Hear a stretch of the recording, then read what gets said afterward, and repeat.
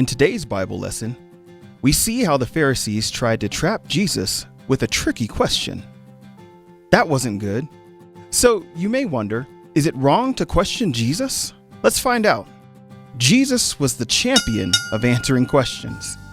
And the Pharisees weren't the only people who asked Jesus questions. The disciples asked Jesus questions so they could learn more. One day, Jesus talked about how it was hard for a rich person to enter heaven.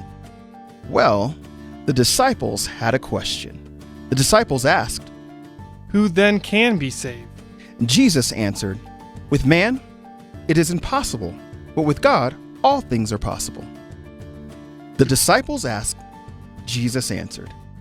Another day, when Jesus talked about forgiveness, Peter had a big question. Peter asked, Lord, how many times shall I forgive my brother or sister who sins against me? Up to 7 times? Jesus for sure had a perfect answer. Jesus answered, I tell you, not 7 times, but 77 times. Peter asked, Jesus answered, and we all learned how important it is to forgive others. On another day, 2 sisters spent time with Jesus, and one of them had questions. Martha asked Jesus, Lord, don't you care that my sister has left me to do the work by myself? Tell her to help me.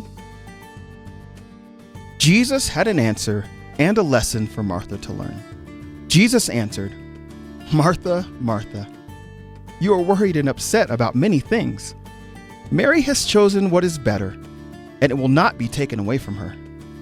That may have been hard for Martha to hear, but Jesus knows best and answers our questions perfectly each time.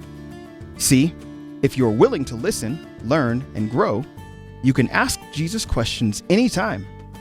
What questions would you ask Jesus?